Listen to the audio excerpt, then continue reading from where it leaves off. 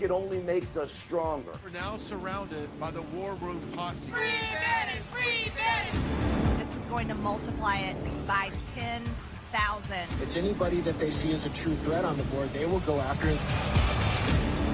We're expecting Steve Bannon to be released on Tuesday. Bannon is trying to reemerge as a voice behind Donald Trump.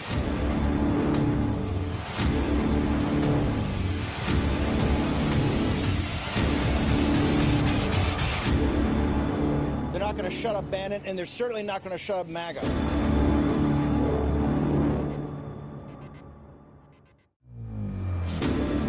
If they don't moderate the content, we lose total control. There's no guarantee to free speech. It's outrageous, it's wrong, it's illegal. They are directly speaking to millions and millions of people, and that has to stop. Deplatforming works. Peter Navarro sentenced to 4 months in prison. The censorship industrial complex. Steve Bannon is headed to prison. They're taking him out of the field of battle. I think it only makes us stronger. We're now surrounded by the war room posse. Free Bannon! Free Bannon! This is going to multiply it by 10,000. It's anybody that they see as a true threat on the board, they will go after it. We're expecting Steve Bannon to be released on Tuesday. Bannon is trying to reemerge as a voice behind Donald Trump.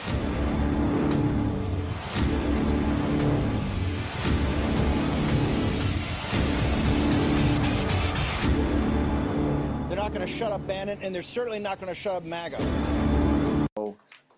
And all right, there is that. Some security is coming out now. Stephen K. Bannon back, folks. He was back on War Room this morning. Honored to be there with him. He's got the jacket. Let's go now to Steve Bannon. You know, I put a, and I think Raheem Kassam has just put it up. The first statement I think I made from Danbury was about 4 weeks ago, September 26th. I said, victory is at hand. That you could see the collapse of this kind of phony campaign by Kamala Harris, the politics of joy, right? And she had nothing to back it up whatsoever. And you could see the beginning in the polls start to come our way. I'm very proud that the War Room has had President Trump's back, and it particularly has been the platform for the grassroots movement to have their voice heard. And I said at that time that with the hard work of the Get Out the Vote effort and the election integrity effort, that we were on the cusp of having an incredible victory that could actually be a potential landslide. Now we come to today, and I'm finally out of being a political prisoner by the Merrick Garland, Kamala Harris, Nancy Pelosi regime. Okay, for standing up for my political beliefs against an illegitimate committee in the House that did not have a ranking member and did not have minority counsel. I went to a federal prison for 4 months. Now, Nancy Pelosi and Kamala Harris and Merrick Garland thought they were going to do two things. Number one, they were going to shut down the War Room and not have that as a voice for the grassroots movement of MAGA in this country. And number two, break me. Well, I think you can see today I'm far from broken. I've been empowered by my 4 months at Danbury Federal Prison. Why was it empowered?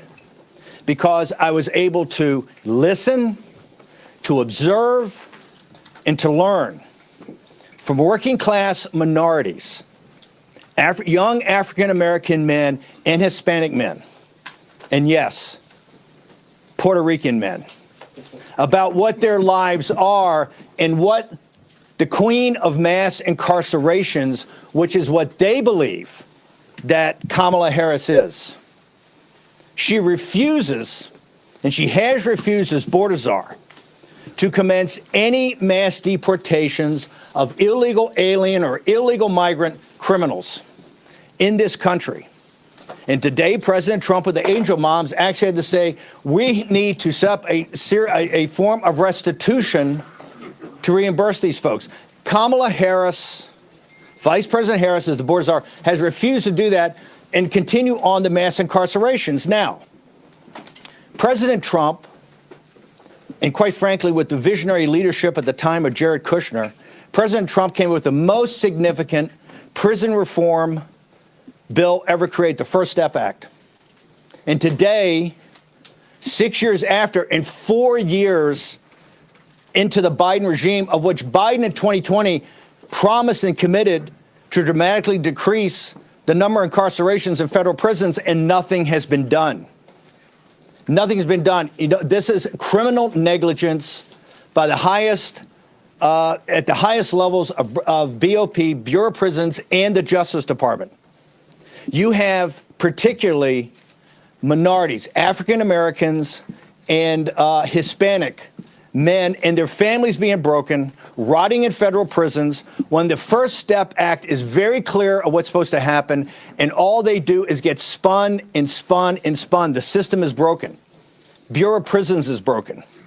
This is not about Danbury and not about the individual. I have many good individuals working at Danbury Federal Prison.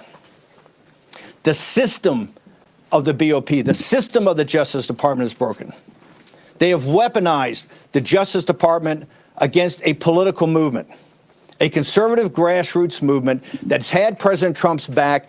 And from the dark days of February, March, and April of 2021 is on the cusp of the biggest political comeback in the history of this nation, led by grassroots people, everyday Americans, including, as we know now from the polling, and the reason I said we're on the cusp of a massive victory.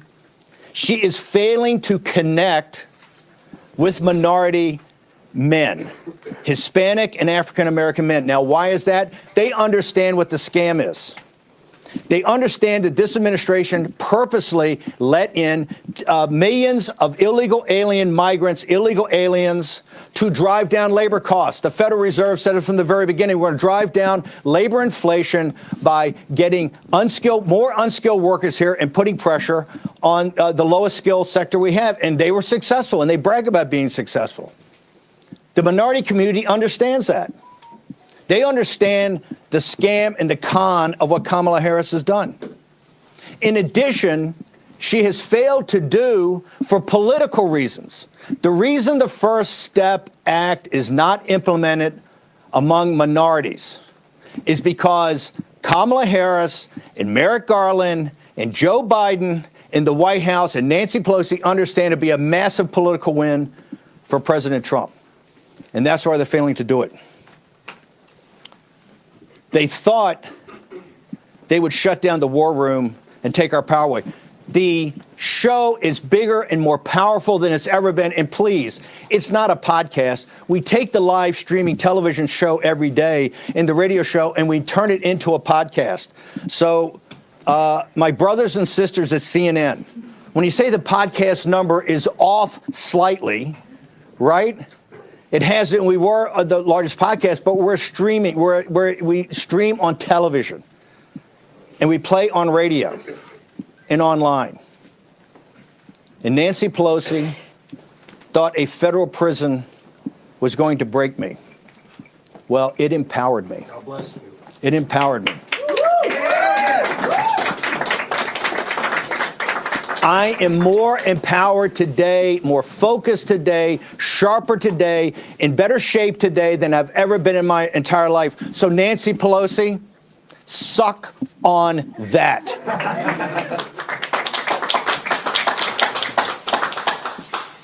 The desperation of Kamala Harris and her campaign is obvious. They went from the politics of joy, and we were the first ones to call it, to darkness and night falls on America, and they pivoted hard. You know why? Her incoherent explanation for what the politics of joy is befuddled everybody. So she had to go back to the same playbook. Trump's a fascist. His followers are not deplorables, they're fascist. That they're a danger to the country. Well, you know who doesn't buy this? Working class people don't buy it. And particularly African American and Hispanic men do not buy it. Had a great opportunity at Danbury, and I want to thank the Education Department of Danbury Correctional Institution for allowing me to teach, yes, civics and government. I had, I think, close to 100 students in 3 different classes. The majority, particularly the later classes, were minority men, African American, Hispanic, lots of Puerto Ricans, lots of Dominican folks in the Dominican Republic. And if you had a chance to read Vanity Fair, the cover story on our populist nationalist beliefs, you can see that it talks about economics. And it talks about the way the system works, the financial system in this country, how it's inextricably linked to the political system. And you can't understand what's going on until you understand how the economy, how the Federal Reserve, how deficits, how they play into the politics of the day. That much that you see on television is just professional wrestling when it comes to politics, and is not the thing itself. And I can report to you that these young men, most of whom are nonviolent drug offenders that have, quite frankly, a lot of years in prison, these people came to this with a new awakening, and that is the awakening the American people are going through. The system is not only broken, the system is rigged against the working class of this nation. And I saw at Danbury that we're going to move past the politics of race with an intermediate stop in the politics of gender, which is being forced on everybody right now. We're going to get to what is important, and that's the politics of money. And once we get to the politics of money, there's going to be some fundamental changes in this country. I want to thank you folks for coming. I'm far from broken, and I appreciate you guys attending. And I will tell you, if President Trump's grassroots forces combine as we can combine right now, you're going to see unbelievable numbers next Tuesday. However, the Democrats are not going to give up. They just hired Mark Elias. And you only hire Mark Elias, who I think is the toughest election lawyer in the country. You only hire Mark Elias when you want to go to the mattresses. They understand they can't beat us at the ballot box. We're going to have a reprise of 2020, where they're going to try to do everything humanly possible to nullify Trump's election and delegitimize his second term. And I can tell you right now that the working class people in this country, the middle class people in this country that support Donald John Trump are not going to let that happen. I'll take some questions. Okay, so please introduce yourself before asking your question. Hey, Steve. Good to see you. Tim Miller. Tim Miller. From the Bulwark. I was listening to your Not a Podcast this morning. Do you have the pukas on today, or we have the pearls? I'm clear. No pukas or pearls? No pukas and pearls? No pearls or pukas today. Sorry. This is Tim Miller, one of my favorite guys from MSNBC in the Bulwark. Used to be the spokesman for the Republic. When I met Tim as a younger man, he was the spokesman for the RNC. The old RNC, the establishment RNC, the RNC of Mitt Romney, not the RNC of Donald Trump. But go ahead, Tim. Question. Steve. You said on your Not a Podcast today that the fight will continue from November 5th to Inauguration Day. Yes. With January 6th being a key part of that. Yes. So are you planning an encore from the last? No, Jamie Raskin. I think, Tim, what you ought to focus on is Jamie Raskin. Jamie Raskin saying right now, if they take the House by 1 seat, that they will go back to their committee report and they will say President Trump's an insurrectionist, that Bannon went to prison, Navarro went to prison, President Trump's been indicted, and they will sit there and go, hey, the Supreme Court may have issued a 9-0 opinion about him being on the ballot, but it doesn't mean we have to sit him as president. This is what they're thinking up right now. Nancy Pelosi gave an interview to Rolling Stone magazine. She said her number one priority is to make sure that Donald Trump is not only not re-elected president of the United States, but he never sets foot in the White House. Nancy Pelosi and Jamie Raskin right now are thinking about, and they're very open about it, of not certifying a Trump victory on November 5th. And that's not me saying, that's Jamie Raskin saying it. Kamala Harris victory. What are your plans for after November 5th with the Kamala Harris victory at the ballot box? We are going to make sure that Kamala Harris doesn't win on November 5th. We're highly confident that. We've seen the polls. You've seen the numbers coming in. We're going to, look, we believe in the American system of democracy. We believe that, and the reason we like democracy, we're winning.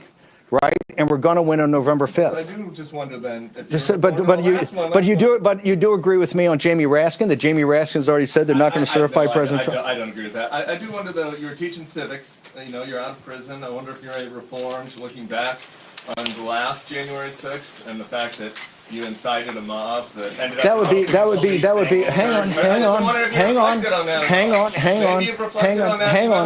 on. If you look at what we said, is that as the states requested, 7 states requested, never got to, a full review. This is because Vice President Pence didn't handle it correctly. This is because Vice President Pence did not handle it correctly. No, absolutely no change. For the simple reason is that we should have had a review as requested by the states for all 7 states at that time. Tim, thank you very much. One question at a time. Okay. But Tim, if you want to continue to make speeches, it's good television. I don't want to talk about personal conversations, but we've had a chat. You have talked with former President Trump this morning? We've had a chat. Have you talked about Election Day coming up? I don't want to discuss what we're talking about, but by the way, he watches the show. He saw the show this morning. The show this morning didn't talk about my time in prison. What it talked about was 2 things. Number one, a massive grassroots effort that's underway that has to culminate on November 5th, particularly in places like Pennsylvania. It looks like max 15% of Republicans will have voted on the mail-in ballot early voting. Before then, we have to deliver 85% of the people to the polls next Tuesday. He understands that we are the focus and back of people like the Elon Musk of the world and the money he's putting in for his effort, and Charlie Kirk and other independent groups out there that are putting in, that we're driving and enlightening the grassroots movement of the Trump MAGA movement to show up next week. That's number one. And number 2, we had Bill McGinley and Mike Davis and others on to talk about the election integrity, the efforts that they're making, and quite frankly, places like Pennsylvania, that looks like the election administration is a little bit of a dumpster fire right now. 4 years ago, you urged then President Trump to declare victory on election night, when you knew all well that there was going to be a decent chance that we would not know because ballots had yet to be counted. He went out and did exactly that. Have you urged him to do the same thing? Hang on for a second. When I said that 4 years ago, it was, why did I say that? Why did I say that? Because a guy named Mark Elias came up with a report that 2 individuals, Bill McGinley and Raheem Kassam, helped deconstruct in July of 2020. And he walked through how the Democrat Party was going to steal the election with illegitimate mail-in ballots. He said illegitimate ballots. They were mail ballots that American voters cast. I totally. By the way, we can argue. We can adjudicate that. Hang on. We can argue that. We can argue that President Trump came up at 2:30 in the morning and talked. He should have done it at 11 o'clock at night in 2020. Okay? I am urging President Trump, if the votes come in like it looks like they're going to come in, he should step up and inform the American citizens of exactly what's going on and not keep people in the dark like was done in 2020. So President Trump should step up and walk people through state by state of where these leads are and how these leads came about. We're not prepared. We're not prepared to have in the dark of night all the problems that happened last time. Okay, the 2020 election was stolen. Okay, I will never back off that. And we know that you wanted him to stay on as president. We know that you wanted the election. I didn't want that. What I wanted was I wanted the will of the American people at the ballot box to be effectuated. I want the will of the American people at the ballot box to be effectuated. That's what I wanted. Steve, Robbie Rhodes steamer here. I'm wondering, when's the next insurrection, and can we storm the Burger King after this? Like, can we do that? I mean, doesn't he look great now? We were in Danbury the first month together. He looks great. You don't remember me? We were lifting weights and stuff in the weight room. When's the next insurrection? How are we going to do this and stuff, man? You know what? If I'm leaving, I'm having a good time. He looks like Yoda with AIDS right now. Robbie Rhodes, Stephen, no political violence, people. This place smells like mothballs. Yes, sir. Mr. Bannon, in 2023, you called Elon Musk a running dog for the greatest enemy in China that America has ever had. You called him a war profiteer who's sleeping with the enemy and a globalist who would take a check from Adolf Hitler himself. I want to know whether you stand by all of that today. Elon Musk, as you know, Tulsi Gabbard was a Democrat. Robert F. Kennedy Jr. was a Democrat. Elon Musk was a very progressive Democrat. They've all become awakened by the MAGA movement.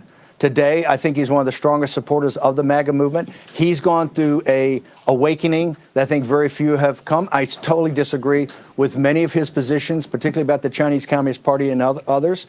But as an American, he has done, I think, something very smart, and that is put money in back of grassroots organizations and people to do something simple. And that's, and that's to get out the vote here in the 2024 election. So you don't mind someone who would take a check from Adolf Hitler as long as it supports Donald Trump?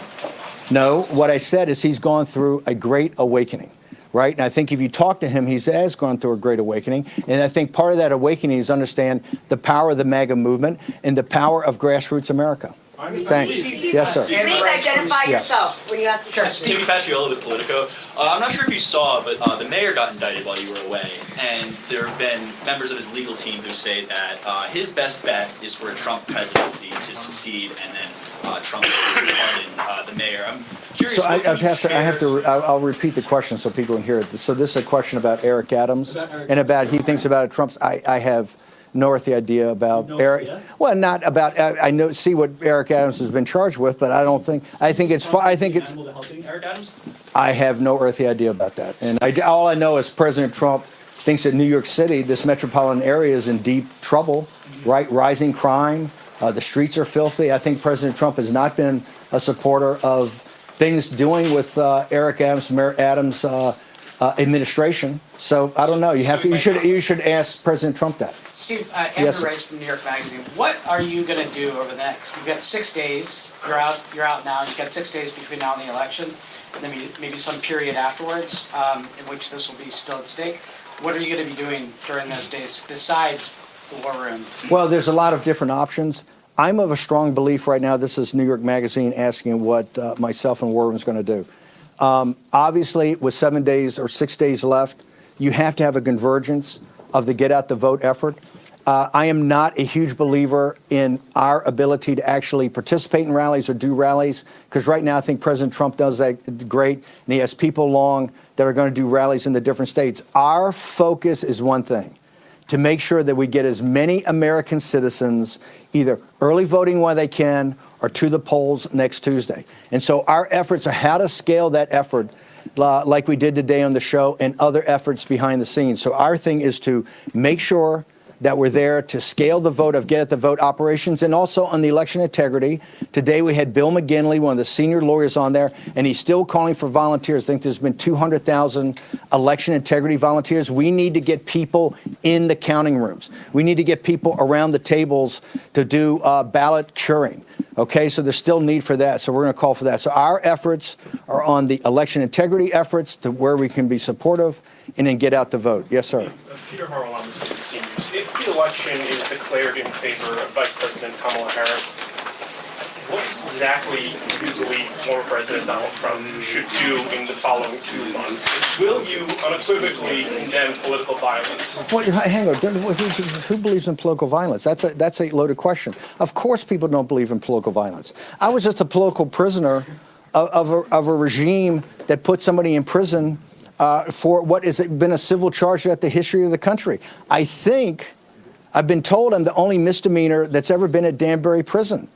I think I'm the only misdemeanor. They told me when I was on trial in federal court in D.C. that I'm the first misdemeanor at a federal level. You know, CNN reported that wrong the other day. I'm not guilty of a felony. That was a misdemeanor. So, listen, we have to go through this election, and whoever wins the election wins the election.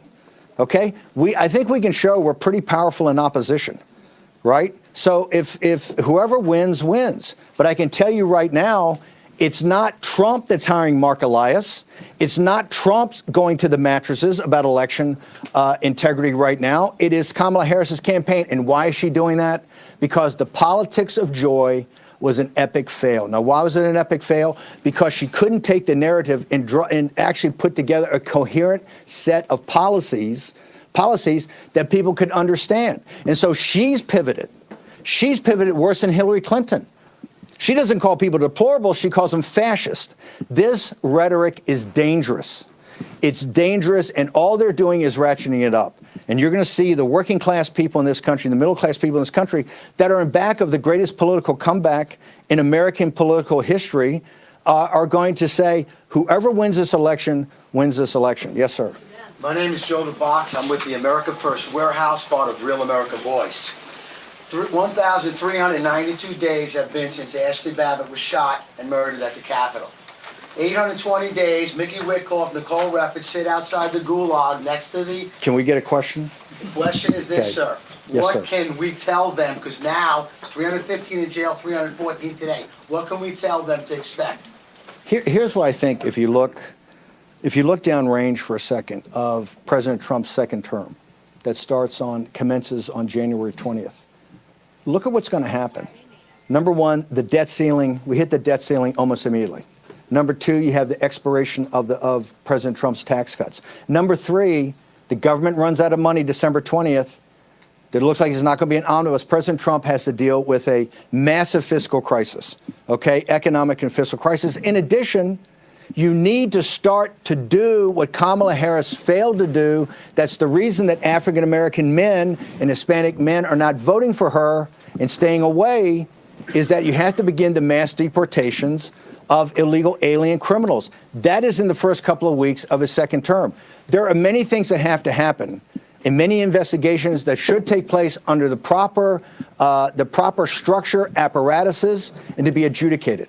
And that's going to take time. So I think it's not helpful to tell people this is all going to be done immediately. You have the House, you have the Judiciary Committee, you have the Inspector General's report that hasn't been released in the Attorney General's office. They also, I think, ought to have another J6 committee just like they had before, but this time, the Democrats should have a ranking member and they should have minority counsel. So all documents go to the minority counsel, all witnesses go to the minority counsel, people are cross-examined, and we do it in the right way. But I don't think that that's going to happen right out of the box because we have such huge financial, well, the reality is we have huge financial and sovereignty issues about what's happened to the borders of this country and what's happening to internally in this country. This is why Hispanics are almost at 50-50 with President Trump. This is why African-American men and Hispanic men are not voting for the politics of joy.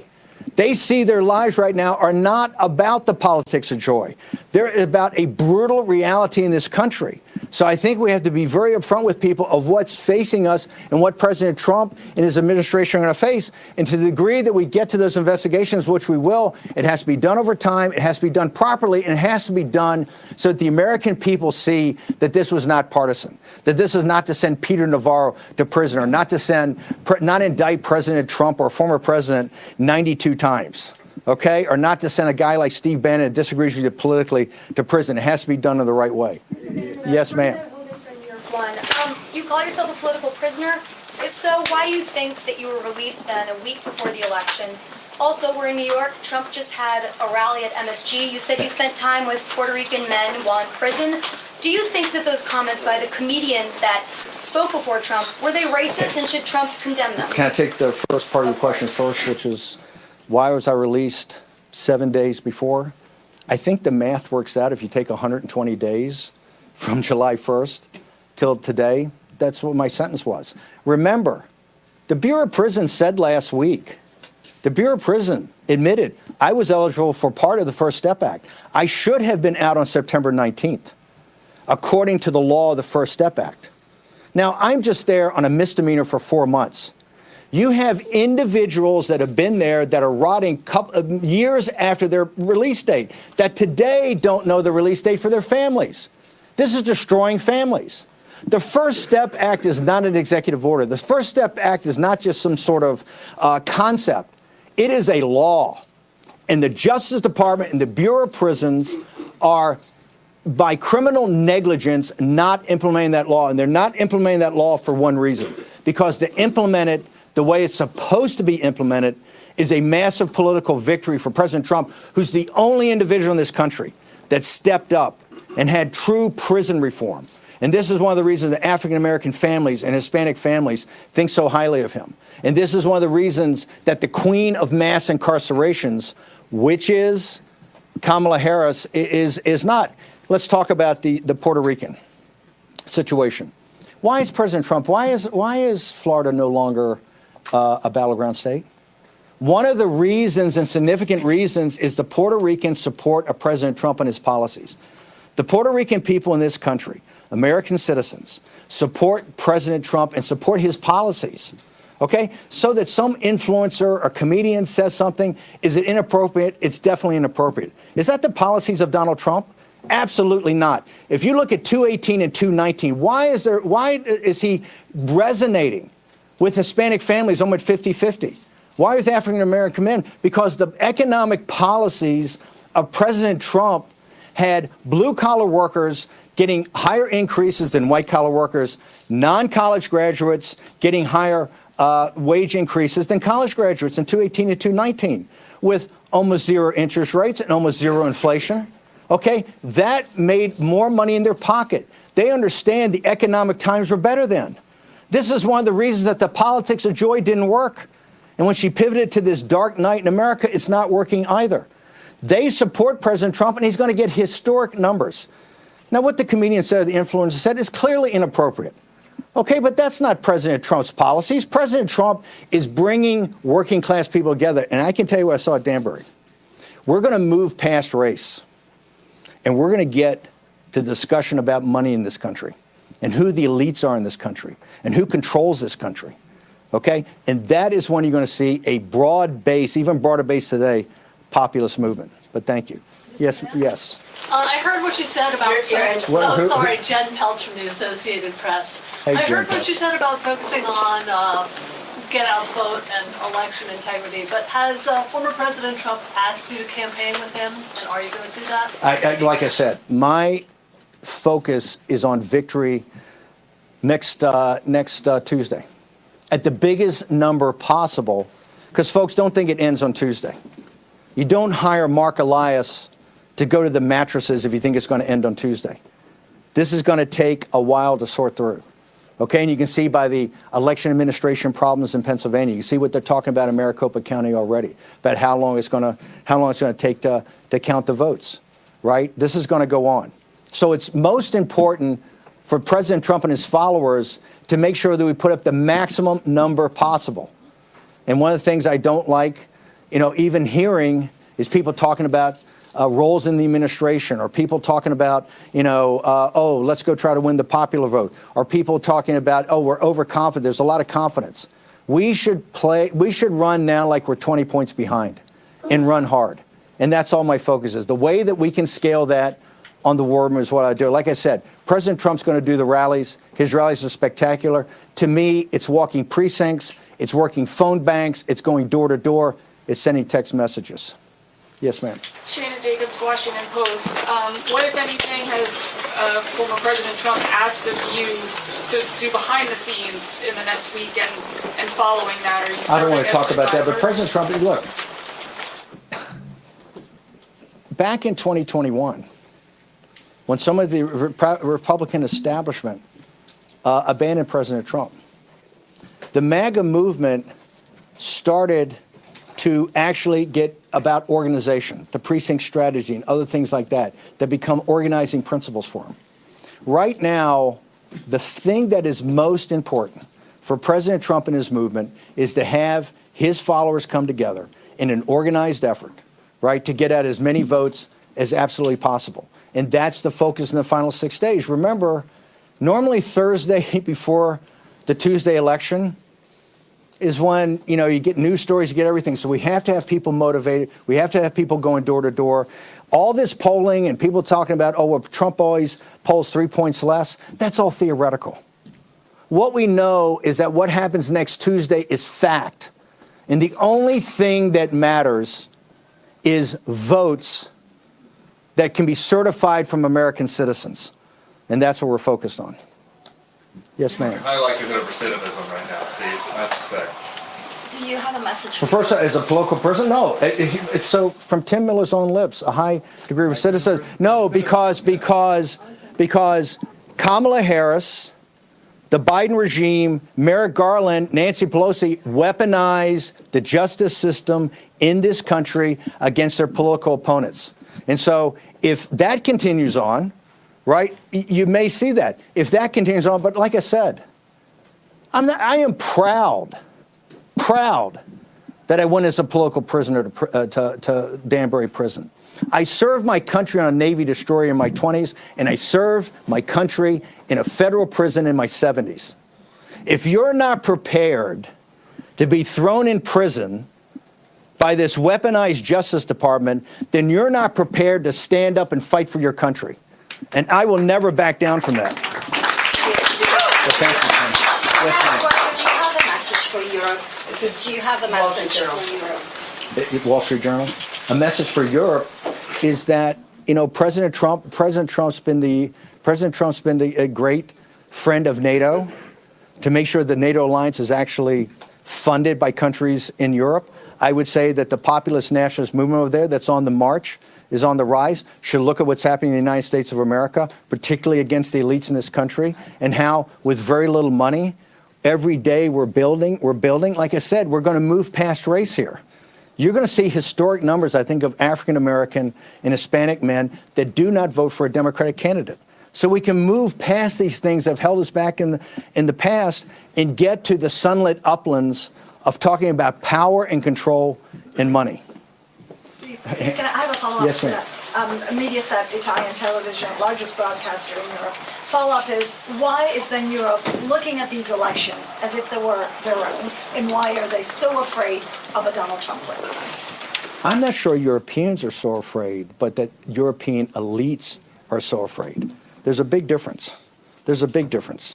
Number one, the European elites, the elites and the wealthy in Europe have not paid their fair share. Right? Listen, our defense budget's almost $1 trillion a year. A lot of that goes into NATO and supporting allies throughout the world. That we need our allies to pitch in, particularly the wealthy allies in Europe.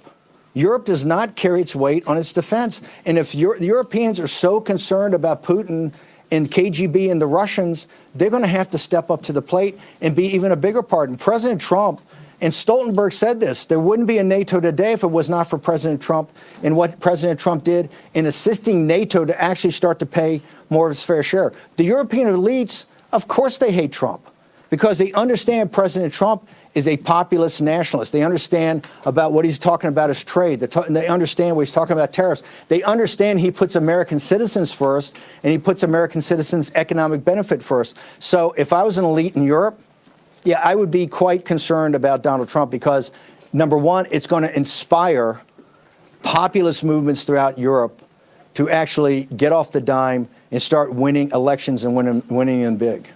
Yes, sir. Scott with CBS. Can you clarify what you're telling my colleague? What would you encourage Mr. Trump to say on election night before the states are all projected? When I say the states are all projected, it doesn't make this about the states projected. President Trump, to me, Not declare a victory. hang on, should go before the American people. Go for the American people, and I thought he should do it last year in 2020 at 11 o'clock at night, not at 2:30 in the morning, and explain to the American people where the voting is, right? Where the voting is and what's to come, what is still outstanding. The American people, quite frankly, were quite confused in 2020. They don't need to be confused today. And I think you're going to see some big numbers from President Trump. We've already know that, though, that Pennsylvania and Maricopa County and others are saying it could take a while, but he needs to explain to the American people early on exactly where we are in the voting. Like analysis? So it seems like you're suggesting that Americans should be ready for this to potentially take a few days to know who the winner is. I don't say that. I believe that Jocelyn Benson in Michigan has said it's going to take a couple of days for Michigan. I believe that people in Maricopa County just said the other day it could take them 4, 5, or 6 days to figure things out. Not just legitimate, because 4 years ago on election night, you wanted Donald Trump to declare victory. So what well, you're suggesting now is different than hang on. 4 Well, years ago. we have made significant changes, and mail-in ballots are not what they were. He told us, Mark Elias told us, that on election night, you were going to call it what is the red mirage. But just wait 2 weeks when all votes are counted. He didn't say all legitimate votes. He didn't say all certifiable votes. He didn't say all votes from American citizens. He said all votes. Wait till all the votes are counted. And you can only count certifiable chain of custody votes from American citizens. Okay, so we don't want to have a replay of 2020. Changes have been made. I don't think enough changes have been made, but it's election officials in Pennsylvania, it's election officials in Maricopa County, it's election officials in Michigan that are saying right now, and I think some of those election officials are Democrats, some are Republicans, that they don't think that this is going to be, that they don't think they're going to be able to give definitive numbers for a couple of days. But it doesn't mean President Trump can't go out there and explain to people exactly where this is, and I strongly advocate that he does. Yes, sir. More questions for this show. Yes, sir. Mark Halpern with two-way. Hey, Mark Halpern, how you doing? Appraise the strengths of the Harris campaign, and if you would, just take through the battleground states and say how you see each one of them. I think the Harris campaign, and I believe this comes from the anti-democratic forces inside the Democratic Party. In shifting out, when President Biden was taken off in 10 days off the ballot, it seemed to me at the time that they should have some sort of mini primary so that people like Governor Pritzker and Whitmer and Newsom and Shapiro, whoever else, wanted to jump in here and actually make the case in some sort of period of time up until the convention, could actually go and make a case of what they stand for. She started with this incoherent politics of joy. And she understands that you can't, she wasn't getting traction on this. And that's why she pivoted. She needed to take one or two at most topics like President Trump's Make America Great Again, or President Trump's Secure the Border, or President Trump's Bring Jobs Back from China. Take one or two things that resonate with this country and working class people and drive it every day. You haven't seen that. That's why now she's talking about people being fascists and people being this. I think right now, President Trump, just like in 16, right, we have a chance to win the states we won in 16, North Carolina, Georgia, Arizona, Wisconsin, Michigan, and Pennsylvania, if the grassroots delivers. And I think maybe even throw in Nevada, which we didn't win in 16. I think President Trump could get up to over 300 electoral votes if people are focused today. And I think the Harris campaign it's not focused, and it's particularly not focused on issues that are obviously at the highest levels of the American people. So I think if the job of the grassroots is done, and this is why I'm not sure it's important for me to go to a rally with President Trump or go to a rally with other people, but to do the work that you need to have done to make sure those votes get out there so that there's no question, even if some things happen on ballot counting over, that we have gotten big enough margins that the votes that were remaining were bigger. We have bigger margins than the votes outstanding remaining. I asked you about her strengths, and you just listed weaknesses. Does her campaign have any strengths? No. I think, for people that align with progressive values, right, I think Vice President Harris has spoken to those values. I don't think she did it in a way that could broaden out to a general election, but clearly she's Vice President of the United States. She's been a U.S. Senator, right? She clearly has strengths. She's proven that in the past.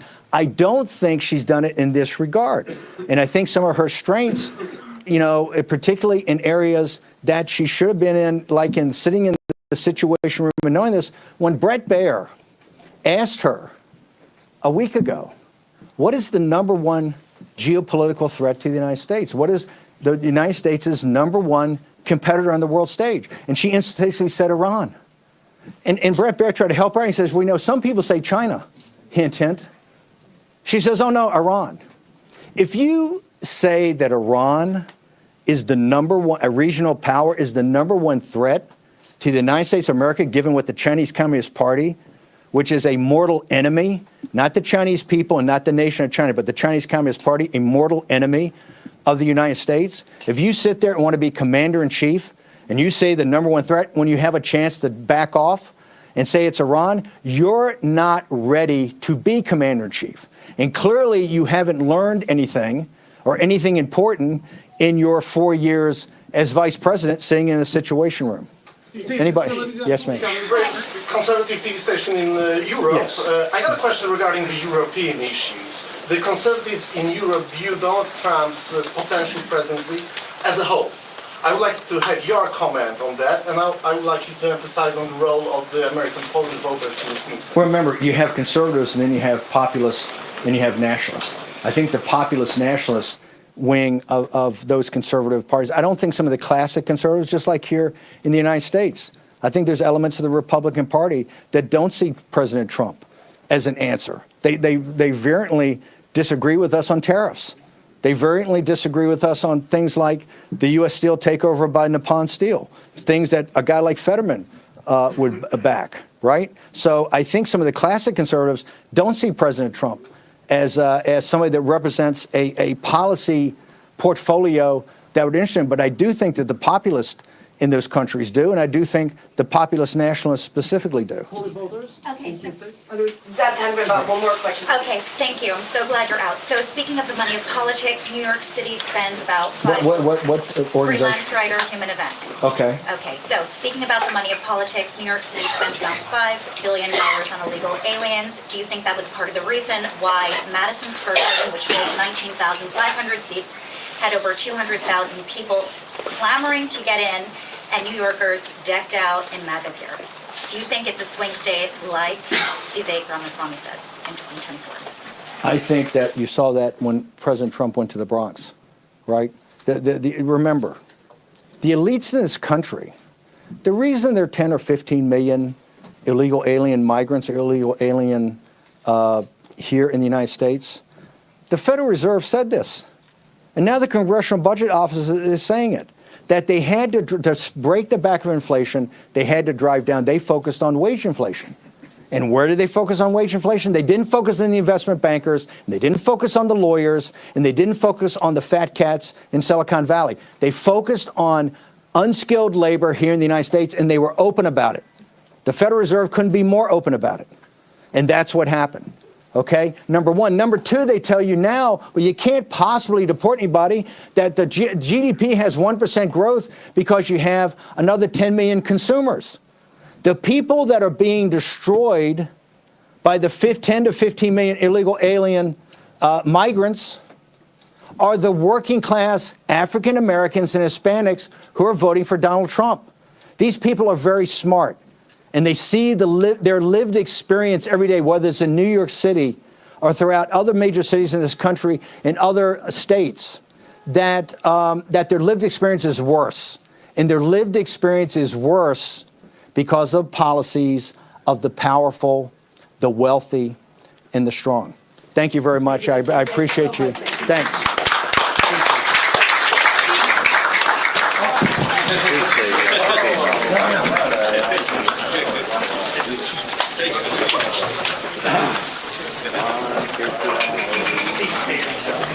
Thanks, everyone. If everybody could get moving ASAP, we need the room back to do the 5 o'clock show.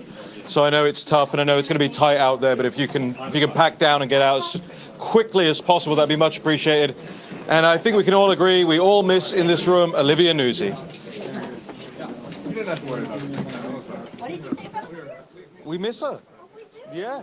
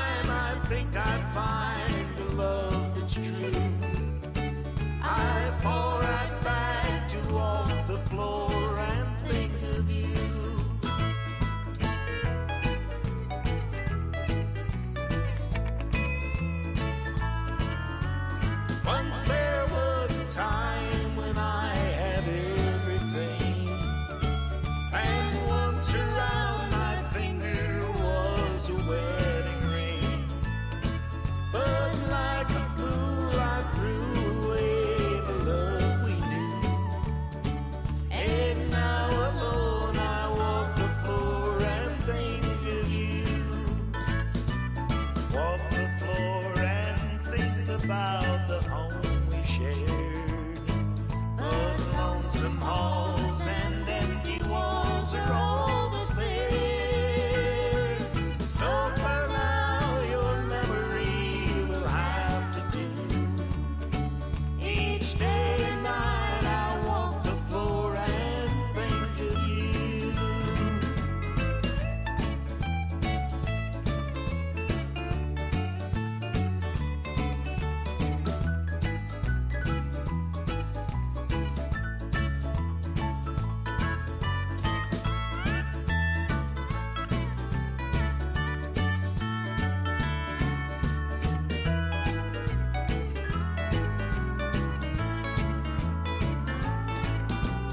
Walk the floor and think about the home we shared.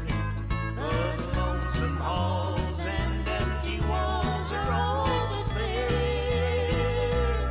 So for now, your memory will have to do. Each day and night, I walk the floor and think of you.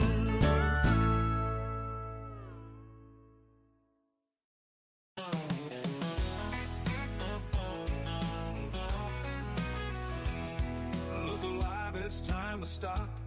What you're doing, it's 8 o'clock. Friday night pizza show is on tap. LFS6B is where it's at. Whoa, oh. America's voice is the place to be. Got Slick, Delgado, and of course Big D. The show to watch, LFS6B.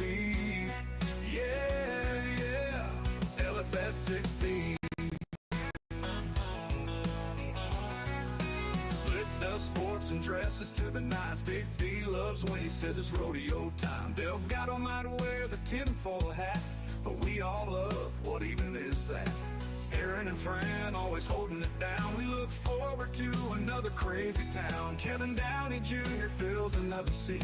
His sharp wit and wisdom can't be beat. America's voice is the place to be. Got Slick, Delgado, and of course Big D. The show to watch, LFS6B. Yeah, LFS6B. Big D looking good in his cowboy hat. Always intrigued where David Sears at. Our main man Harry is certainly no slouch. Come on, Harry, get the hell off the couch. America's voice is the place to be. Got Slick, Delgado, and of course Big D. The show to watch, LFS6B. Ooh yeah, LFS6B.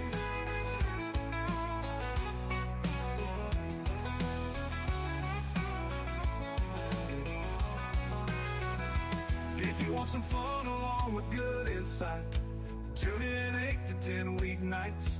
Plenty of merchandise to be had. The odds makers reveal whose picks are bad. Hello, America's voice is the place to be. Got Slick, Delgado, and of course Big D. The show to watch, LFS6B. Yeah, yeah, LFS6B.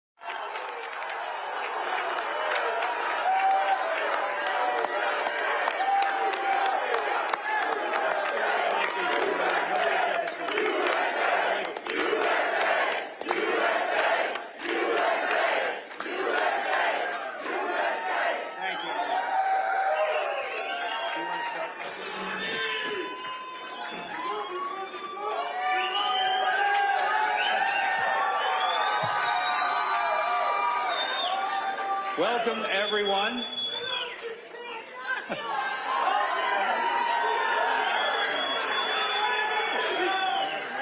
Well, it's too bad there's no income in this crowd. We want to welcome everyone to this very special forum. Let me begin. There we go. Let me begin by just expressing that whoever came up with this entire event, they flunked geometry. This was told to be a round table discussion. There is nothing round about this table. It is a U shape for whoever designed it. But we're going to have a great time this afternoon as we talk about issues that really affect all of us. And I think that most Americans are beginning to fully understand that there are two kinds of people who get elected to public office. There are the people who get elected because they really want the people of the country to serve them. And then there are people who get elected because they truly want to serve the people of the country. Donald J. Trump is here to serve the people of America. Look, let me be honest with you folks. Donald Trump was not my first choice for president. I was my first choice for president. Would have been a good choice. But I was one of those 16 people that he obliterated on the stage back in 2016. But I'm going to tell you this. The moment I got out, there was never a doubt as to who I was going to support. And for 8 years, this has been my president, and I know you want him to continue to be your president. Good man. Great man.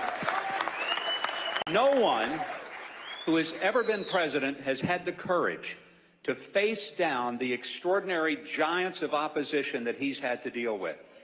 And I'm convinced that next Tuesday, when he wins and becomes not only the 45th, but the 47th president of the United States, this is going to be a time that we can celebrate of once again having a president that listens to the people rather than demands that the people just listen to him.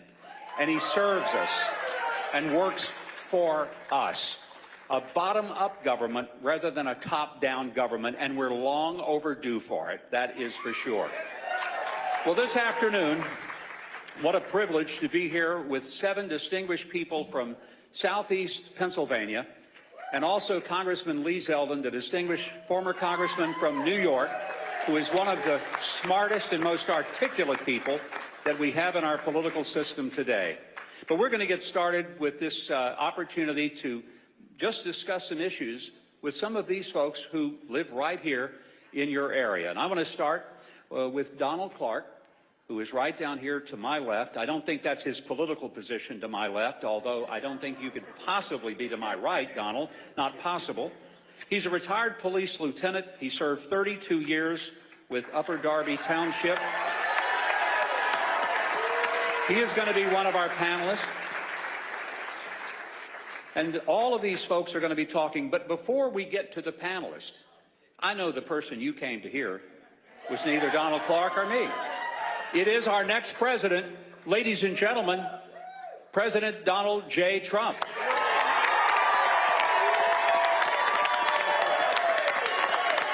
Thank you, everybody. Thank you. Thank you very much, everybody. It's great to be here. Yeah, this was supposed to be just a little group. We're talking about senior issues. There's a lot of people in here. Thank you very much. It's an honor.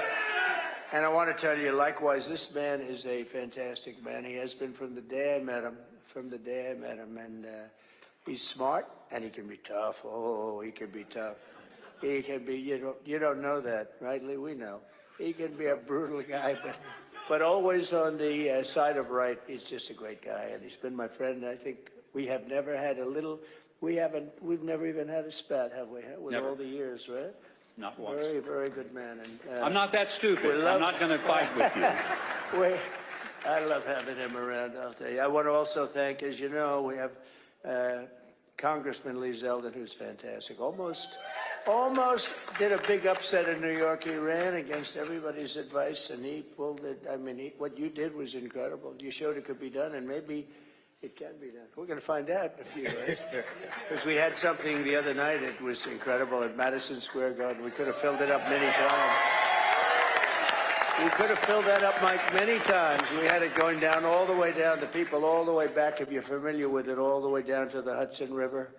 And nobody's seen anything like it. Even the owners, good people, very good people. And they said, we've never seen anything like this. And they've had some pretty big championships there over the years, Madison Square Garden.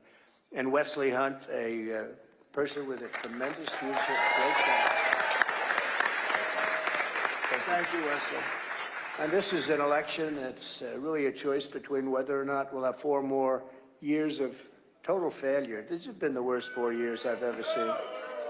Gross incompetence, but total failure, disaster under Kamala Harris. Nobody knows I say all the time, if you say Harris, nobody knows who the heck we're talking about, right? Harris. And this is what we have, or whether we'll begin the 4 greatest years in the history of our country. And we're starting a little bit from behind because we've been set back badly in every single way with inflation. I mean, the costs are way too high. And inflation's still higher than it's supposed to be with all that they've done to try and get it down. But they used the number, Mike, 20%, but it's probably 40 or 50% if you really look. Look, interest rates with us were 2%, and now they're 10%, and you can't get the money. They don't include interest rates. That's a big deal if you're buying a house or anything else. And so many other things they don't include, just like they don't include in their crime statistics the places that have the worst crime. We had that during the debate where David Muir of ABC said, no, I said, crime is through the roof. He said, no, sir, it's down, crime is down. The next day they release it. I said, it's up 45%. And it's up, we have tremendous migrant crime. If you look at just that, it's been a disaster, a very dangerous crime. It's terrible what's happened at our border, what they've done to our country. At the border, Mike, I think it's interesting to say because every poll has inflation and the economy is the #1 thing, and third is the border. I don't think it's that. I think inflation's horrible. It's destroying people. It's a country buster. But I don't think it's inflation. I don't think it's the economy. I think the #1 thing is the border, that millions of people are being sent into our country. It was announced last week, you saw that, by the Border Patrol, which, by the way, endorsed me. They endorsed me so nicely. They've endorsed me every year, even though they're not supposed to. I think they're not supposed to, and they said, we have to do what we have to do. But we had the best border ever in the history of our country, and now we have the worst border in the history of the world. This is the worst border. There's never been a border like this. They have open border. Anybody can come in. When I heard they were going to do that, we built 571 miles of wall. We had another 200 miles, far more than I said I was going to build. We had another 200 miles that was going to be, could have been put up in 3 weeks. It was all there, laying there, waiting to be lifted. Could have been put up in 3 to 4 weeks. And they said, we don't want to do it. And I said, wow, that's strange. If they don't want to do it, that means they must really want open borders. But I can't imagine wanting open borders. Who would want open borders? But they want open borders. Who would want men playing in women's sports? They want it. Who would want transgender operations for almost everybody in the world? They want them. This is a sick group of people, I'm telling you. And there's a great evilness. We want to come together as a country, but there's a lot of evil there. There's a lot of, you'd say, why do they want it? And so there's basically 3 reasons. #1 is they're stupid, which they're not, because I can tell you in Lancaster County, which we know very well, they found 2,600 fake voter registrations. You heard that? It's a big story. Well, where is it now? I think we have a very good DA, and he's probably going to do his thing, and I hope he will, but it's all written by the same hand. Okay, maybe that's just coincidence. Maybe everybody has exactly the same handwriting, right? So we just found that. That was one. And then we have in York, I remember York, easy to remember because I used to lift weights for about a week. Then I realized I don't want to do it. I realized I don't like it, Mike. And York was the barbells and all that stuff. I think that's moved to China, along with a lot of other things. Well, maybe we'll bring it back. We're going to tariff the hell out of them. We'll bring it back. I'd love to bring it back. No, it's true. I like to build things. So I'm building a gym. I'm building this gorgeous gym up in my house, in the basement of my parents' house, and I'm putting it up. And I couldn't sleep at night. I was so excited. It was really beautiful. I'm really good at that. And then the barbells came, and I said, oh, this was no fun. I liked building the place. After it was built, they sat there for a long time. But I remember they came from York, PA, right? And it was big stuff. But the other reason, I mean, if you think, the other reason would be that they really would like to sign these people up to vote, right? And that's crazy. And the third reason would be they hate our country. Because who would want to have millions of people coming into our country? Many of them are murderers, many of them are terrorists, many of them are gang members from the street MS-13 and almost worse. You know, the Venezuelan gangs are almost worse.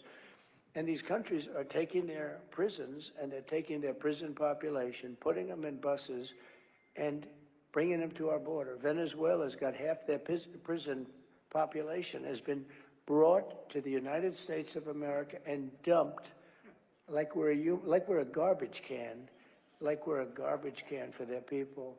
And these are rough prisoners. These are really rough people. These are not people that you want to say, oh, gee, let's have dinner tomorrow night. These people are tough and mean, and they're coming into our country by the hundreds of thousands.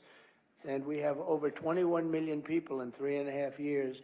If they ever got possession, and you know, we have a real problem. We have to take these criminals out of this country. We have to deport these criminals, and we're going to do it. And we're going to do it. And I know this is very much a senior oriented little meeting, but Mike and I were talking. I think this is the biggest senior issue. This is the biggest issue we have. They're destroying our country. They're ruining our country. You're not going to be able to walk outside anymore. And they're depositing them. So they were saying, Kamala was saying yesterday, no, I really think walls are fine. Well, for her whole life, walls are, forget it. And the only two things, remember, that work without obsolescence are walls and wheels, right? And walls work. And they worked with us, and they worked brilliantly with us. And she was against the wall. She voted against it. She sued us to try and have it taken down as we were building it. It was very hard to get approval. And what I did is I just said, you know, this is crazy, because I rebuilt the entire military, the entire U.S. military. They shouldn't have given a lot of it to Afghanistan. They gave a big chunk to Afghanistan in the most embarrassing moment.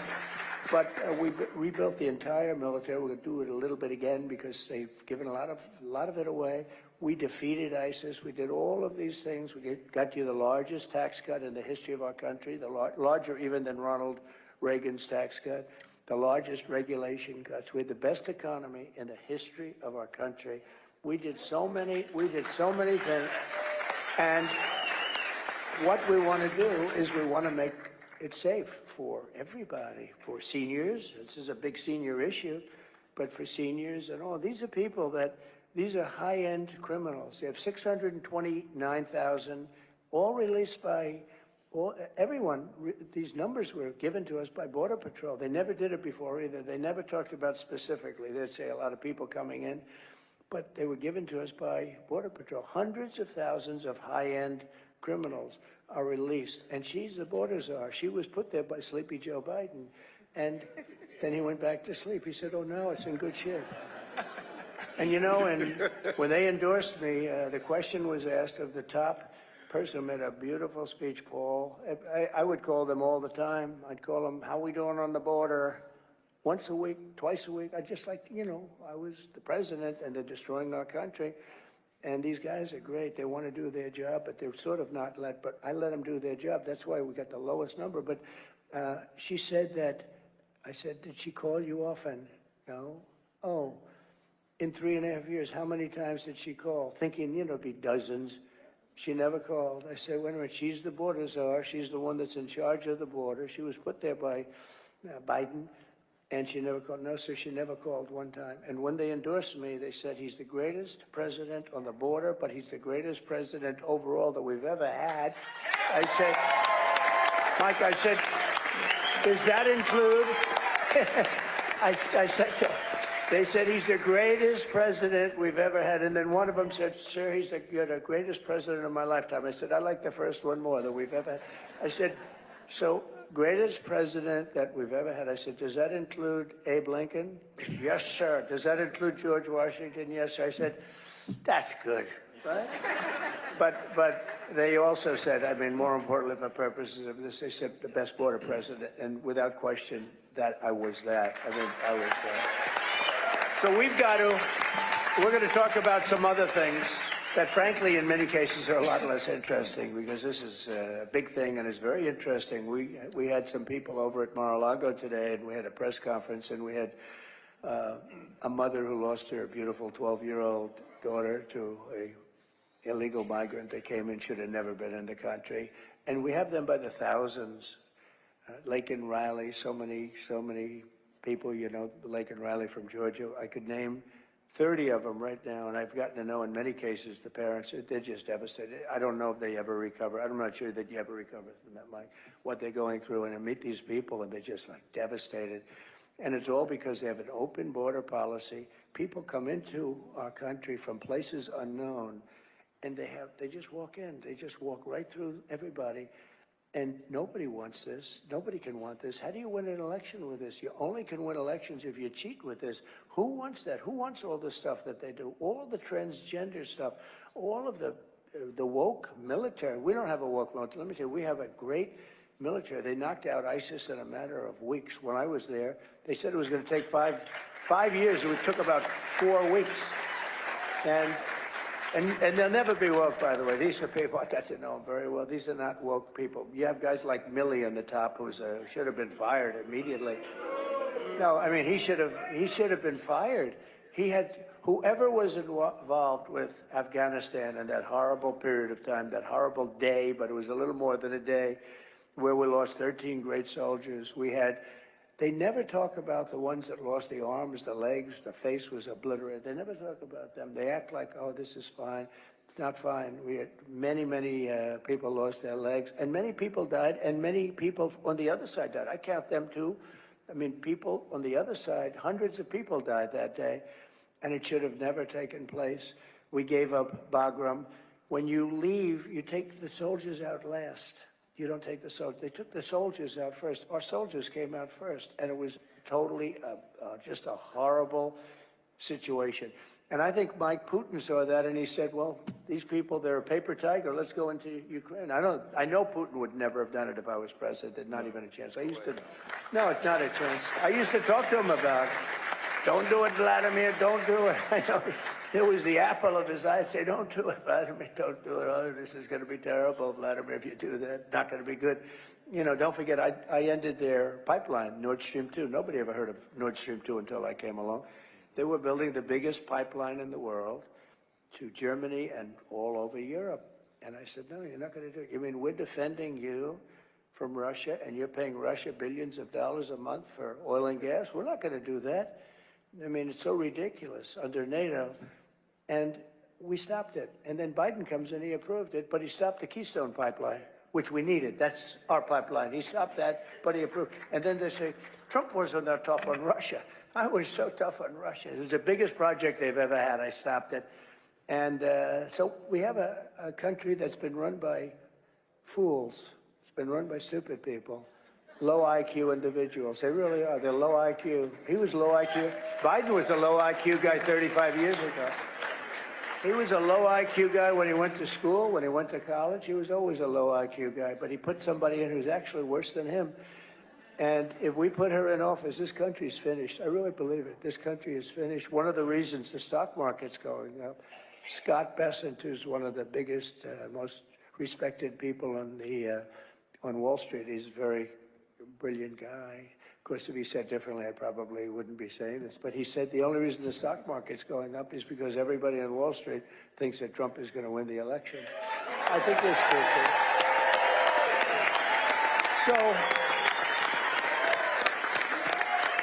So we have to keep you safe. In addition, from a medical standpoint, Mike, we have to keep them safe physically from these people that are coming in. And we're going to do I mean, I don't like doing this, but we're going to do the largest deportation in the history of our country. Going to get all of these criminals out. And it's not going to be easy. And, you know, I say that, and you know who has the record? Dwight Eisenhower. And I call him a moderate, but he hated to see people coming in from other countries and violating our borders. He was right. But he was a very big deporter. He deported people when they walked into our country. He'd take them out. And he has the record. And I don't, it's not a record that I want either. We all have a heart, but we have no choice. Now you have also, and you also have others, and we'll also finish that. No, we're going to put up sections of the wall that would have been put up in a matter of weeks. It could have, you know what they did with this wall? Much of it they sold for 5 cents on the dollar for scrap metal. And we're going to have to buy it again, but we're not going to pay 5 cents. We're going to pay a lot. It was a very expensive. This was a wall designed specifically for it. In fact, I often talk about it. I never liked the panel on top. You know what it was called? An anti-climb panel. It looked beautiful when you had just, but when you put the panel on top, it didn't look as good. And I said, why do you do that? They said, it's anti-climb. I said, I don't believe it is. And we actually had mountain climbers and drug climbers. We got a couple of them. It's unbelievable. They can carry a 100-pound sack on their back. But they can go up that thing. You and I could never do that, I think. You and I could. No, they go up it like it's nothing. And actually, the anti-climb panel worked. So I said, good. So it was built specifically out of steel, concrete, and rebar, and hardened steel, very hardened concrete. So we built so many miles of it, and it worked. And we had the best. And by the way, Mexico did pay. They paid a big price. They weren't able to pay for the wall, but they gave us tens of thousands of soldiers. I said to the president, you're letting these people into our country. You have to give us soldiers to protect us while we're building the wall. I can't do that. I can't do that. I said, if you can't do that, then I'm going to put tariffs on every product that you make, and we're going to charge you 25% back. And he said to me, like I said, I'd love to do that. That's what happened. Millions and millions, maybe billions, but millions and millions of dollars they spent on, they gave us. And I said, free. I don't want to pay for your soldiers. I want it free because they're coming through your country, into our country.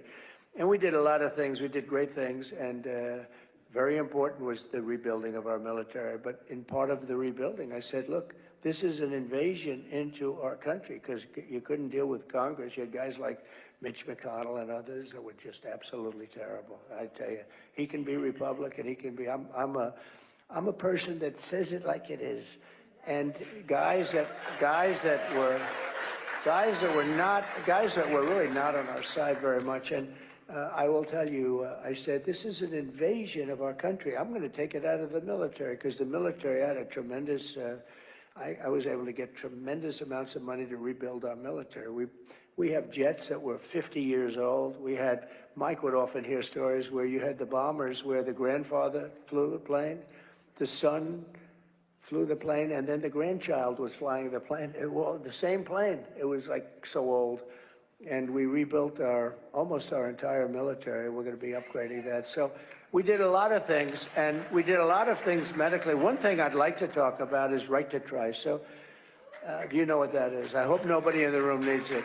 But we have the best labs, doctors, technicians, but our laboratories are the best for new medicines and everything. They're really amazing. And but you can't get it approved. I mean, and rightfully, you can't get it by the FDA. They can't stand me, by the way. I used to push them. I got it down from 12 years to 5 years, but they need certain times. I mean, they do need. I want everything to be rushed, but you can't necessarily do that.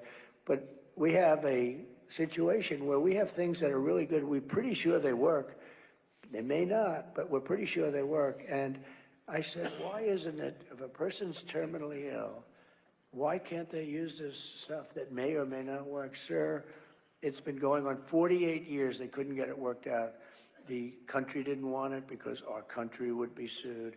The insurance companies definitely didn't want it. The labs didn't want it because they didn't want a terminally ill person to be using, you know, something that's going to be like show badly, where they have to put it down. They have to do their lists, and they don't want to be, they call it a list. They didn't want to be on the list. Somebody's terminally ill and dies and using the medicine, and I understand that.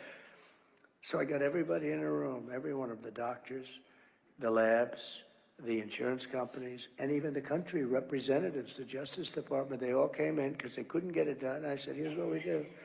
Somebody can use it. And you know, these people were going all over the world. They were going to Asia, they were going to Europe. If they had money, and they would get scammed many times, but they'd go all over the world. We couldn't do it here. And most of them, though, had no money, and they'd go home and they'd die. I'd say, look, if somebody's terminally ill, I want to give them a shot at life. It's a great feeling, at least. At least they can say, well, you know, I've got something, and maybe it'll work, and maybe it won't. But what, you know, the expression, what the hell do we have to lose? Somebody's terminally ill. Why? They were saying, we'll be sued. I said, you're not going to be sued. So we worked out, and it didn't take that long. After 48 years, within a period of about a month, and then I got it approved by Congress, believe it or not, we could get things done. But think of this, we got it approved, and everybody agreed, anybody that signed that document, you wouldn't sue anybody. If something happened to your family, the family would sign, the person would sign. No liability for anybody, and you have the right to try. We have saved thousands and thousands of people, and it's very interesting. Some of the biggest proponents of it now are the people that fought it the hardest to get it, like the laboratories, the medical companies, because it actually showed that it worked. People are terminally ill, and in many cases, they came back, they had absolutely no problems, they have no disease, they have no anything. It's called right to try. We did that. Nobody thought we could get it approved. We got it approved. They signed a waiver of liability, and which in business you sort of do. But I got everybody into a room. I said, we got to do this. And we've used, I have a person who works for me was saved because of that. A very great person that works for me was saved because of right to try. There was no medicine. There was nothing was going to work, but there was a space age something, you know, a medicine that they were going to use and that they did use. And it saved, anyway, it saved millions of lives, all these different things that they're developing. And in some cases it doesn't work, but in many cases it does. I would say in many more cases it does. So Mike, we saved thousands and thousands of lives. And again, I hope nobody in this room needs it, but it's awfully good. It's awfully good. At least it gives you a hell of a shot, and it turned out to be really amazing. So I'd like to ask Mike to now take over and go around the room. I'd love to hear from Ed and Ted and everybody, and we'll see how we're doing, okay? Thank you very much. Thank you. It's a great honor. Thank you. Thank you very much. Well, Mr. President, you certainly just gave us a good reason to be happy about next Tuesday. You reminded us why you've been fighting for the people. And every one of these folks who are here at the table are here because they live in this area. They all come from different perspectives, but they have a unique understanding of what's needed in this country and why we need you to be back in the White House. And I'm going to start with Donald Clark. He's a retired police lieutenant. He served 32 years, and he did a variety of roles from patrol officer, field training officer, K-9 officer, was on the SWAT team. I think it's interesting, Donald, you were in the police business 32 years. You've been married 36. You might tell us which was the hardest of those two careers, but I want you to speak specifically. Don't do it. You can get yourself in trouble. He wanted to be cute. I've done that. Don't do it. Say, I love my wife very much. The police was... You'll be careful on this. Good answer. But speak to the issue of crime. Would you go back into police work today knowing the kind of challenges police officers face that maybe weren't faced then? And then as a retiree, how difficult it is to live on retirement income given the economy that we currently have? I'll be totally honest, I would not want to go back and work on the street again. I spoke with a lot of my colleagues, and the biggest thing that is really challenging now is it's burnout, the inability of retention and recruitment of the officers that we need due to the lack of respect and hatred towards the law enforcement prevalent in our big cities today. Coupled with that is the lack of support from administration, budget cuts, and the lenient and soft on crime policies of the district attorney's office in those cities. In turn, a trickle-down effect into the surrounding communities comes down from this. And just because Philadelphia has it, now all of a sudden Upper Darby has the same issues. And then with this, it's forcing law enforcement to do more with less. And the one thing I always told my officers when I was on in roll call was, everybody showed up to work tonight, everybody goes home tonight. And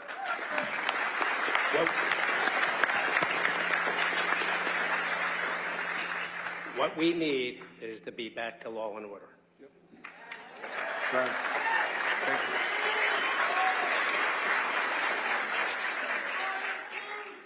Now that I'm retired, and I retired in 2020, and I do have a good pension, but it is a fixed income. My wife, who is a registered nurse, Lori, she retired in 2022. But with the unstable economy, the high cost of living, high inflation, we were not comfortable with what we had put away for our savings for retirement. So Lori took another job, and actually she just retired last week. But we were not comfortable with what we had in our savings, and we weren't sure how far it was going to go. And if less things changes with this economy right now, I don't know if I'm going to have enough when I do, if I'm going to live that long. So It's terrible. Thank you, man. Thank you, Mr. President. Dr. Maribel Valdez was born in Puerto Rico and came to the United States. Came to the United States when she was 17 and got her doctorate in occupational therapy. She spent nearly 40 years as an occupational therapist, working primarily with the elderly in nursing homes, rehabilitation centers, and home health. In private practice, she was a Medicare and Medicaid provider for occupational therapy services. So Maribel, you have had a lot of experience working with Medicare, both as a provider and now as a customer. Would you mind speaking to your experience working with the 1-800 Medicare hotline? Mr. President, I just wanted to tell you that I moved here in 1981 from Puerto Rico, and I want you to know that Puerto Rico stands behind you, and Puerto Rico loves you.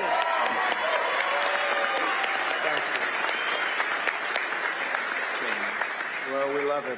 I know it very well, and we helped you through a lot of bad storms, I'll tell you. We had some really bad ones. You remember you were there when I brought the hospital ship against everyone's advice, and we got it in there and took care of a lot of people. But I think no president's done more for Puerto Rico than I have. So thank you. That's really nice of you to say. Appreciate it. Thank you, Mary. My experience with the 1-800 Medicare line has actually been very positive. As a customer, I was pleasantly surprised. The wait time is really no longer than about 10 minutes. The automated system tells you how long you're going to wait, and if you do not want to wait, they will call you back. You could leave your message and they will call you back, and they call you back promptly. It also tells you when the height of calls is at, so you want to call on a different day when they don't have that many calls, you could call on that day. The information has always been very helpful. It has been my experience. They share a lot of resources with me. They take their time. They even go through the website and say, let's go to Medicare.gov and let me show you which page you could find this information. If I'm not by my computer, they will email me the publication or the policy for me to look at later. So I have had a really good experience. And right now, especially, is open enrollment from October 15th to December 31st. I always call during open enrollment because there's always changes coming up, and I have never had any difficulty. And Maribel, what would you think if I was to tell you that the Biden-Harris administration was seeking to end as we know it, this exceptional customer service that you love? I wouldn't know what to do. I mean, what will happen during open enrollment if I have heard that there's an upcoming change to my Medicare benefits and that they're going to change, and I have nowhere to call? Or nobody replies to my phone call, or I had to maybe only go to the internet and rely on information that is not accurate or reliable, you know? Yeah, could I ask a question? So Sure. I'm watching how sharp and smart and beautiful you are. And we're not allowed to say that, politically. That's the end of your career. But she is beautiful. But I'm just watching, and I see it says retired. Why are you retired? You should not be retired. You got a lot of strength. Unfortunately, I was at a grocery store shopping and I passed out. I had an aneurysm in my brain that I didn't know I have. And it caused me to have a stroke and I had to retire. So I'm currently on Medicare as a consumer because I'm too disabled to be able to do my job, but I still work part-time, 15 to 20 hours a week. You look fantastic. Thank you. Great job. Yeah. Thank you, man. You're welcome. Mr. President, as you know, the Biden-Harris administration's forced unionization of this critical hotline is going to hurt seniors to reward their big union bosses. If it's okay, Mr. President, we wanted to ask you, when you're back in the White House, will you be able to talk about your plans to put seniors ahead of these special interests to make sure that we protect 1-800-Medicare? Well, they are special interests, there's no question about it, but there are no special interests with me. I don't care. I don't need it. I don't need the money. I don't need anything. I want to do what's right, but Maribel's going to be my consultant. She's only the special interest. She's going to be my consultant. All right, you let me know. You know more than those guys that get paid a lot of money doing what you do, and you do it so well. It's really great. Thank you very much. Yeah, the answer is absolutely. We'll do what's right, Mr. President. Thank you, Maribel. You're welcome, sir. I love the idea that you're going to use her as a consultant. I think that's smart, and I it's like it. also one of the reasons that people recognize that you listen to people who are actually in the middle of something. We have a couple with us here today, Joe Rooney and his wife Beth, both of whom have been military aviators. Joe, a Marine Corps pilot, career. The Marines are here. We're in good shape. He retired as a lieutenant colonel in the Marine Corps. He's then flown for Delta Airlines for many years in private sector. His wife, Beth, pretty remarkable life. 24 years as a naval aviator, the very first U.S. Navy female jet test pilot ever. Retired as a commander. Very impressive, both of them. They've served our country honorably and very significantly, and I think I'll just ask them as a couple to express, in terms of speaking to the president, tell him which one of you is the better pilot. That's what we really want to know. I'll answer that. My husband has retired, and I'm still flying. No question. There you go. Great. What do you hope from the president in terms of policies that will affect people who are retired, whether they're military or private sector? But you've both done your service for this country. I'll start out if that's okay. And if you don't mind, I'll make a quick digression. Mr. President, have you ever seen the movie True Grit? Yes. John Wayne? Yes. So it was my honor to live under you and help get you elected 8 years ago. And then I watched those 4 years. And I have seen what's happened in the intervening 4 years to everything that was done with you leading up to the calamity of Butler, PA. And I hope you don't mind me saying this, but you have true grit, okay? Thank you, Joe.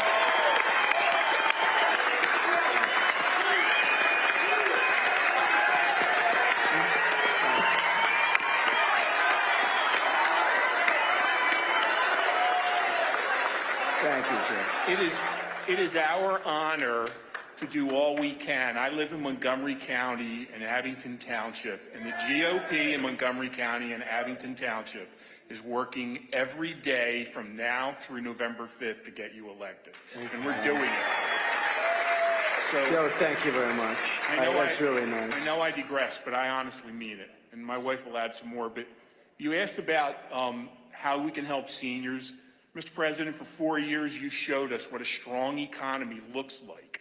A strong economy helps seniors, A strong economy helps people on fixed income. A strong economy helps people who are below the average amount of money or maybe struggling, and we have them in our own neighborhood. What a strong economy we need is low energy prices, and I know you're all for low energy. We need an all-of-the-above solution. We need nuclear, we need natural gas, we need coal, we need electrical coming from wind, and we need it from water and everywhere else that we can get it. But it's all of the above. That will lower our prices for food prices, gasoline prices, the prices that seniors and fixed income people pay in the wintertime, and basically it's going to lower inflation, which is the tax that cripples us all. And we had that before, and we'll have that with you.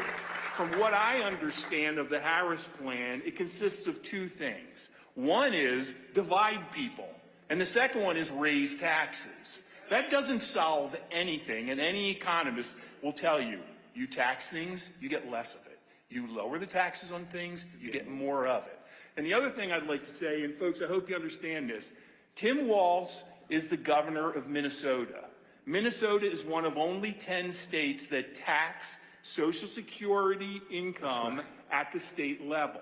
So she chose him. So for all of us in Pennsylvania, we don't have that right now. What can we expect? That is anti-fixed income. That is anti-senior. And I'm afraid that that's what we may look forward to.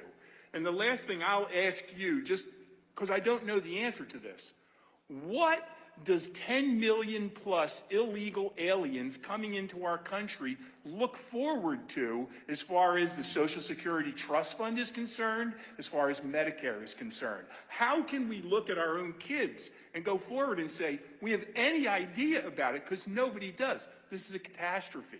So those are my thoughts. Well, they're good thoughts.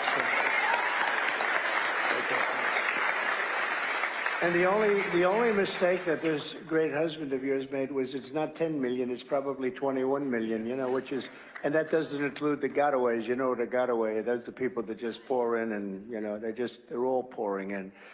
And we're not going to stand for it, number one. And number two, we can't. And, you know, the reason they come is because we say we'll give you, I mean, they actually tell them we're going to give you health care, we're going to give you this, we're going to give you Social Security, we're going to give you education.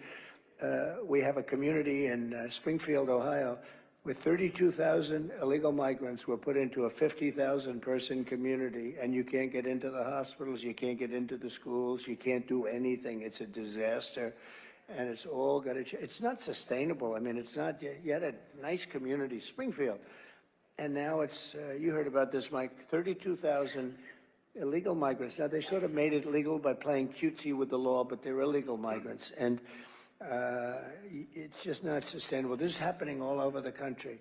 In terms of pricing, what you're really alluding to is drill, baby, drill, because when we bring the energy costs down, everything's coming down. And we have more energy under our feet than any other country, including Saudi Arabia and Russia.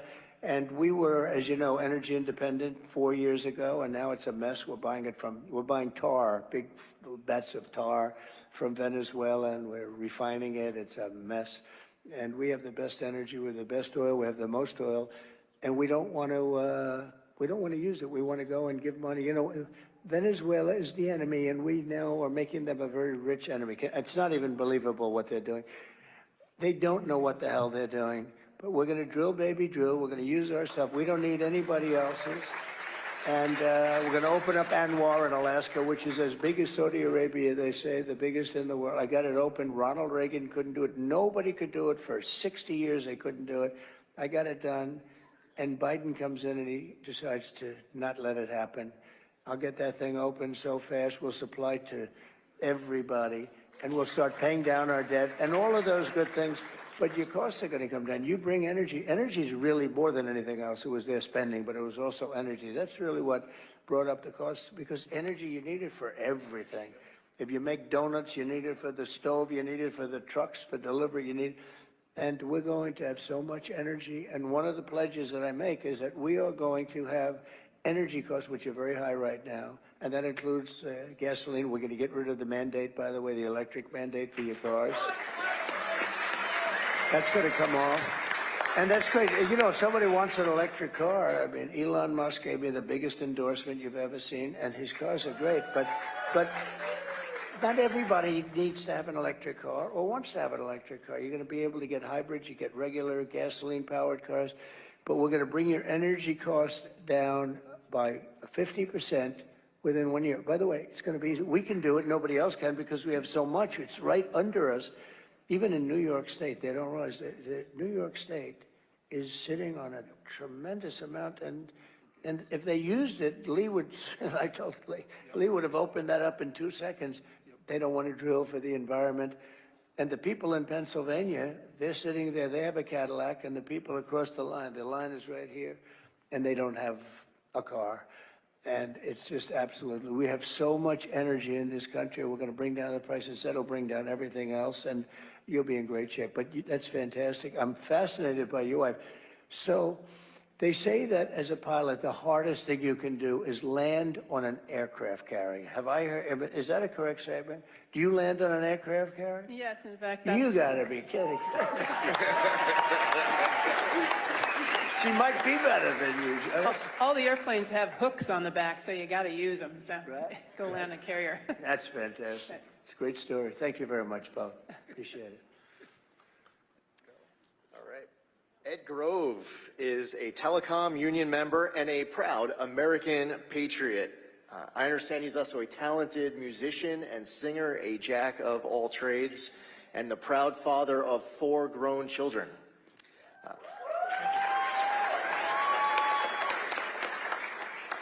Ed, you're a longtime telecom union member, and we see a lot of unions acting far more political than they ever have in the past. And it's interesting that it seems like a lot of union leaders are not aligned with the rank and file. In your personal opinion, do you see this where union leaders, with regards to political matters, are in conflict with their leadership? First of all, thank you for having me. Thank you. Thank you very much, Ed. It's a great honor to be here. Yep. In my personal opinion, of course, I can't speak for the unions, but there is a silent majority. Political stuff we really don't care about. Being represented is what matters most to us. Personally, I just don't believe union bosses speak for all union membership. I support Donald Trump because he supports keeping manufacturing jobs in-house. Yes. Good. It was proven in your first term. Thank you for that. Thank you. You also take care of the American worker instead of going overseas or out of country to do so. Very much appreciate that. Thank you. Thank you very much, Ed. Very nice. I appreciate it. Lee is alluding to the fact that the Teamsters took a vote and 61%, this is nationwide, 61, 62% of them support Trump. Yes, they do. And they have a very good head. They have a man named Sean O'Brien, who's a great guy. He's the head of it. And but he released those numbers, which is something I appreciated very much. And the firefighters, the same thing. They support me, the rank and file, so we have a lot of the unions beyond that. I think the auto workers in Detroit, we're going to bring back a lot of plants into Michigan. We're going to bring them back very fast. And you probably read, Mike, where I they were building a giant plant in Mexico, sponsored and owned by China. And I let them know, and that would have destroyed Michigan. This plant would have made as many cars as all of Michigan. This was going to be the largest plant in the world, and I let them know, you build that plant, and we're going to put the biggest tariffs on those cars you've ever seen. And that was about 2 weeks ago. They've just announced they're not going to build the plant. That's a great thing, isn't that good? Now, if they want to build it in the U.S., that's okay, Ed.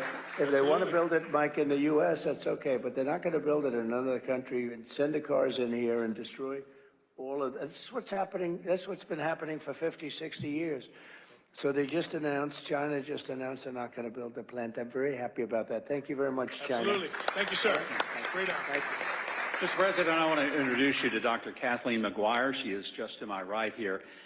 She has a very esteemed academic career in gerontology, but I think she brings something else to the table, not just the academic study of gerontology, but more importantly, she cared for her own mother for 2.5 years. And Dr. McGuire, if you could express, when you went from the academic side, studying and teaching others about gerontology, and then taking care of your mother, what were the big challenges, and what kind of assistance did you find from the government when you were trying to be the caregiver to your own mom? Thank you. I appreciate being invited here. The challenges were not being able to navigate the system, not knowing how to navigate the system. Yes, I taught the class, but it's different when it's your own family member. You can tell everybody else how to do this, make sure you give them resources here, but if you don't know it yourself, that's even more difficult. When you live that experience, living with my mom, and I'll tell you, it was very challenging. And I'll tell you a little bit about her history. What happened was that she was living alone in the Pocono Mountains, on a mountain, 100 miles away from family. She was a widow, trying to keep up her house. And according to the Department of Human Services, she was not able to get any assistance because she was not under the federal poverty level. Even though she was on a fixed income, getting Social Security, and she had an Advantage plan, which was also more money. She had one big asset, and that asset was her home. So she was asset rich and cash poor, all right? So it was difficult. She wanted to live there, and she wanted to die there, but it was more difficult. She had to make difficult decisions. Do I pay my taxes? Which she had to pay her taxes. She had to pay association fees. She had to pay utility bills with what, $1,400 a month maybe? She had to pay for food, maybe. And she had to come up with a decision. What do I do? Do I maintain my home or do I eat? She chose to maintain her home rather than her well-being. She decided, well, as her health deteriorated, we brought her back to my house in Bucks County, Upper Southampton, rather than Lower Southampton. Not far from Mickey D's where you were, yes. Right.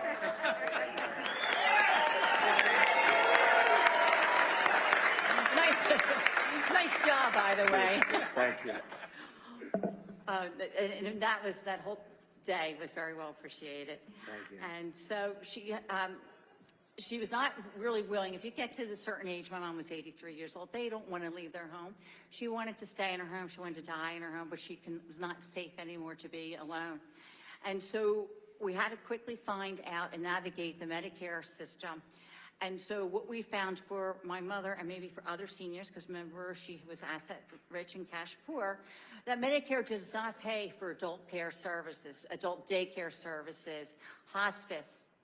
She was in the hospital in April. If I wanted to switch her from this room to another room, $14,000 a month. Cash, okay? All right? She came to us and she didn't have there was no respite care. That is not covered. Home care assistance is not covered, and you have to have basically 4 hours of service from these, agencies. So what happened was that I'm fortunate enough and very proud of my immediate family. We became the caretakers. We became the elder care supporters. My family supported her. It was challenging sometimes. It was a team effort. She was able to get to her doctor's visits, go to the dentist. Any money that she didn't have or couldn't pay, our family supported her. She had 3 meals a day.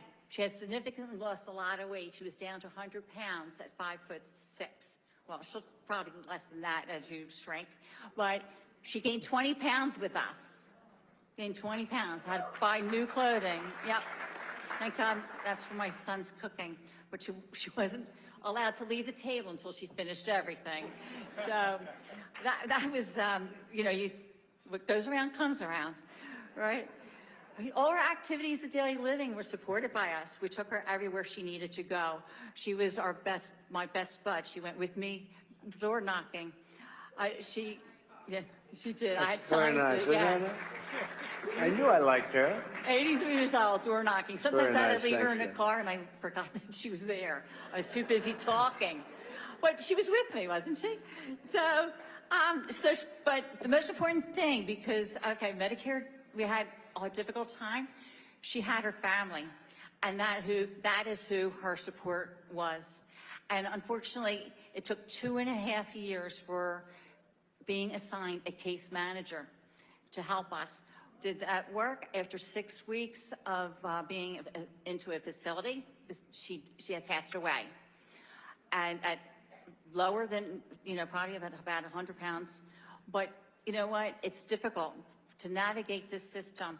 And it's difficult when you need help and assistance because there's no one there to help you. And I'm very proud of my family for that. So asset rich and cash poor. What did they do with the house? What happened with the house? Oh my gosh. Well, I was showing somebody pictures earlier. See, I'm in the real estate business, so it's always interesting. Yeah. My mom, she lived in the Poconos, and what happened was I was there one day visiting my son in New York, and I came home, I noticed mold. There's black mold all over, and she was hiding it. So we had to take the whole roof off. You could look into the house, sheetrock off, everything off during the winter.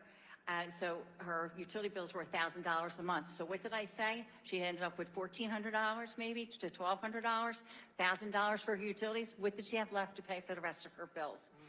So as the work progressed, now insurance does not cover a new roof. Right. So as the work progressed, the workers walked off the job, off the construction job, went out of business with her money, and did not finish the job.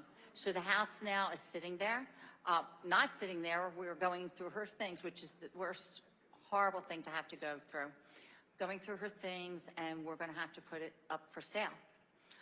And A good area for in the sale. Poconos, Albrightsville, right by Hickory. If anybody knows where Yeah, Hickory that's runs, good. State Park, a big Yeah. boulder, Lake Harmony. Yes. Good.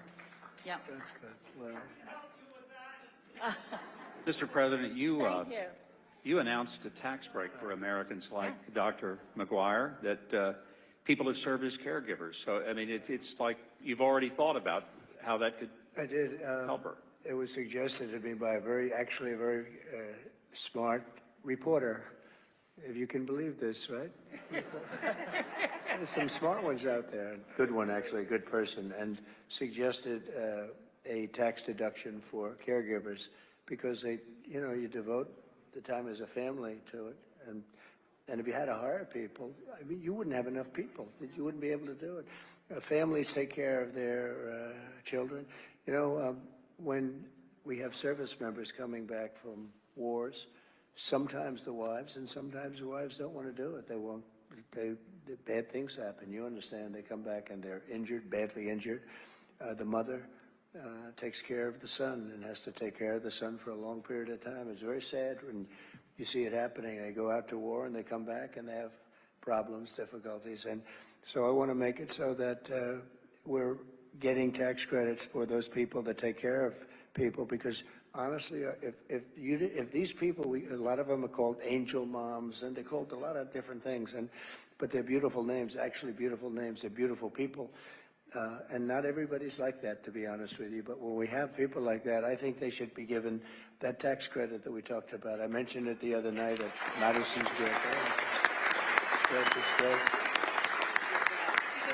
If some families are the caretakers have to leave their jobs as well.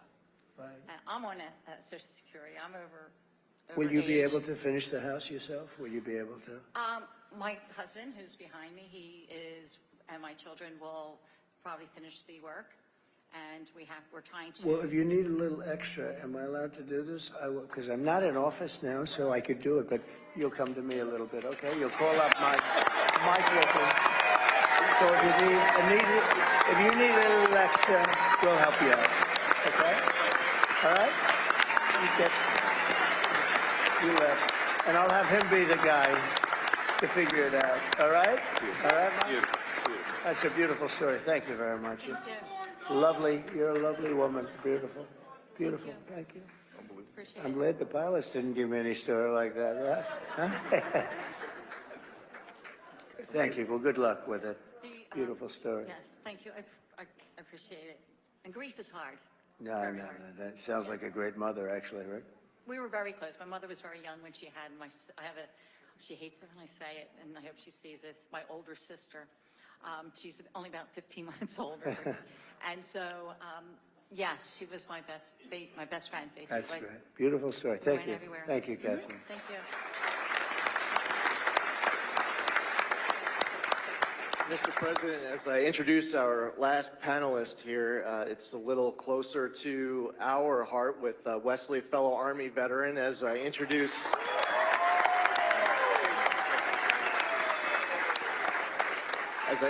a fellow 82nd Airborne Division veteran, Ted Murphy.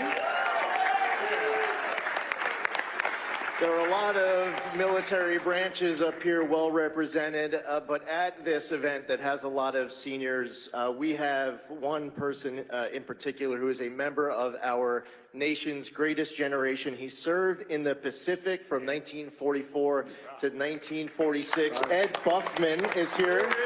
Ed.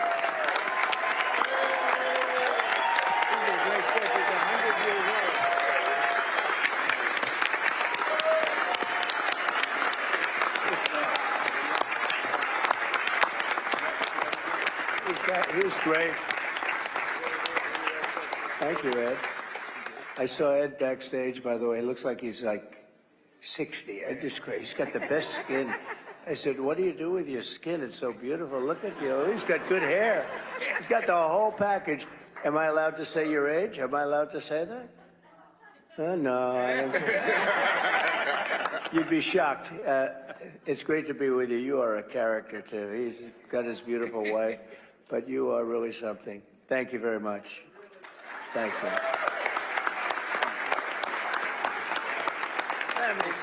Mr. President.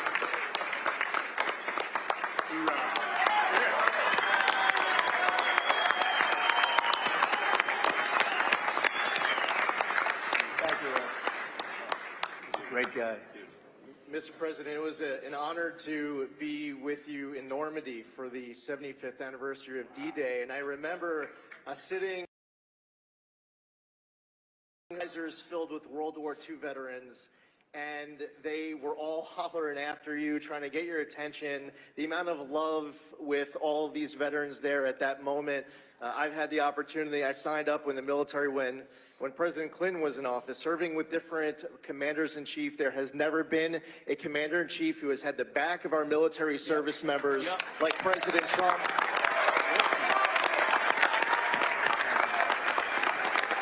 And our veterans have never had a commander-in-chief who's had our back like President Trump. Thank you very much. Very nice. Thank you very much. And we need to get you back next Tuesday. Thank you very much.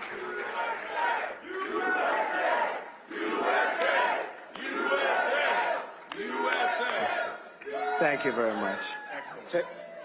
Ted Murphy comes from a family of military service. Ted has served his country in uniform in the U.S. Army, in government at the Department of Justice and Department of Homeland Security, as well as inside of the U.S. Attorney's Office in Philadelphia and with ICE National Security Law Division in D.C. He is one of the top immigration attorneys in the country. So Ted, as a top immigration expert and as a veteran, can you speak to the impact of illegal immigration on the safety of our citizens? Yes.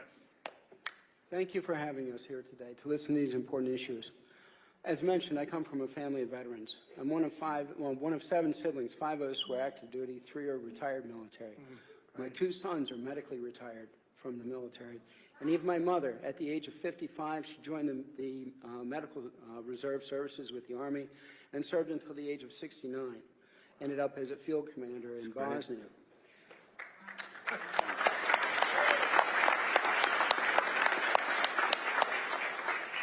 Included in that group are 4 paratroopers and 2 combat medics. And those are just the guys. The tough ones are my mother and my sister. So veterans, it's taking 5 months now to process their medical claims. It's taking a long time. Claims that shouldn't take that long. Veterans desperately need care when they apply for those services. But at the same time, VA staff are being used to process medical claims for those thousands of individuals come across the border illegally who are detained by immigration along the southern border, taking time that should be devoted to processing veterans' medical claims. In the past 2 years, nearly 1.5 million illegal immigrants who were paroled into the United States are eligible immediately for taxpayer-funded housing through HUD, other public benefits to include SSI, Medicaid, CHIP, the Affordable Care Act subsidies, while at the same time, low-income and homeless veterans seeking benefits through the VA and HUD are often denied by those programs or moved out of those facilities to make room for immigrants. It's not even possible. That's what they're doing. It's not even possible to believe, actually. With Homeland Security transferring millions of the other illegal immigrants throughout the United States with no federal funding available, the cost for their housing, medical care, and education falls on states and local governments as unfunded mandates, depleting resources and funding available not only for our veterans and our seniors, but for all of our citizens. As a former federal immigration prosecutor and private attorney, I know that many of those entering illegally include persons involved in drug cartels, gangs, sex trafficking, human trafficking, and much more. Homeland Security personnel have admitted that very few are properly vetted, yet they've been allowed to come into the United States and are continuing their trade here. That puts all of us at risk. So, Mr. President, after you win your re-election, how fast can we address these issues? Well, you know, we'll do it immediately. So I think I mentioned before that we have the highest rating of anybody in maybe ever at the VA. We did a lot of things. We also did something where we were allowed to get rid of civil servants that were really bad people that were, and I love civil servants, but this was a group of civil servants, a certain percentage, turned out to be 9,000 people. We got rid of this. These were people that treated the vets unbelievably. I mean, these are sick people. And we fired them and we replaced them with people that can take care of our people, that love our country and love our vets. It was a great thing. We'll get it done fast. You mentioned the word parole. That's a word they use now. They bring people in and they just say, you're paroled. And now they're all of a sudden like it's supposed to be in some form of citizenship. That's what they're doing in Springfield, Ohio. 32,000 people. They're under parole, and people that are in this country. And you take a look at, you know, they're putting a lot of the people that come in illegally. And some of these people are really, I'm trying to be nice, these are really rough people. Our soldiers are laying out on the streets in New York and other cities. And these people are walking through the main entrance of a hotel that's right there. They're laying here, and the people are walking right by them, and they're going into hotel rooms. In some case, luxury hotel rooms. The government's paying a fortune to these hotel companies that have them. The hotel company no longer, they don't even want to deal with regular people anymore. They get a bigger check than they've ever made in their life. They're making more money than they ever made in their lives running it as a migrant hotel. But you have veterans that are sleeping on the streets outside. It's freezing or it's hot, and it's all going to be changed, Ted. But I mean, you brought it up beautifully, but I'm glad you mentioned the word parole, because that's a bad word right now. That's a bad word to a lot of people right now. They're using that word to get people illegally into this country, as far as I'm concerned. Thank you very much. We'll take care of it. We're going to work on it fast. Fast.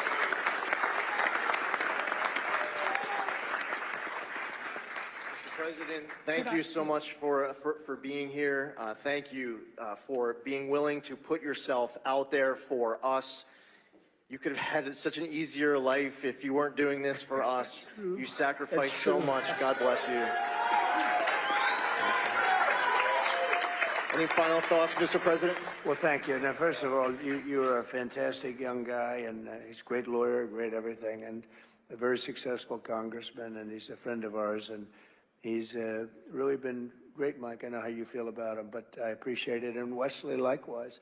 You didn't get a chance to speak as much. I was going to say, let's let him speak for about a half an hour because he's a very impressive guy, but he doesn't need to do that. just to say that we're going to take care of things. We're going to do things. And, you know, you are right.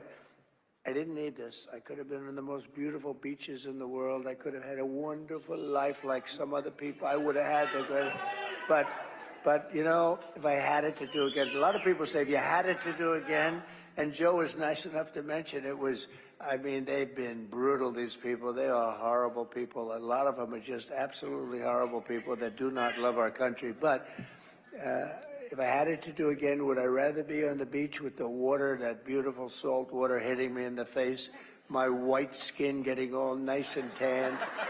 Or would I rather be here with you in Pennsylvania, making sure that people aren't going to cheat on the vote? And I will take you and Pennsylvania every single day. I will do it. No. And the reason is, Joe, and the reason is Lee and Wesley and Mike, and it's so great that we're all together because we've all been friends for a long time. But the reason is that we're going to make America great again. We're going to do something that nobody, you know, a lot of people were worried about our country. This country is in very bad shape. We're a failing nation. We really are. We're a nation in decline, as some people would say. But we are a nation in decline, and we're not going to be a nation in decline for long. We're going to turn it around very fast, and we're going to make America great again. And I want to just thank everybody. And it's a real honor. The spirit, you see the spirit, Mike, it's incredible. The spirit that we have right here. It's all over the country. And you know, there's a word called hope. People really want, we did great the first time. We did much better the second time we ran in 2016 than we ran. And as you know, we did much better. We got millions more votes, but there's never been anything like this, the spirit. And part of it is that, let's assume I haven't changed that much. I had these similar ideas and everything, but they see how badly our country's run. It's being destroyed by incompetent fools, and we're not going to let it happen. We're going to turn it around. We got to win. We got to win. We have 6 days to go, Joe. We got to win. So, and thank you very much. A great honor to be with you. Thank you. Thank you very much, everyone.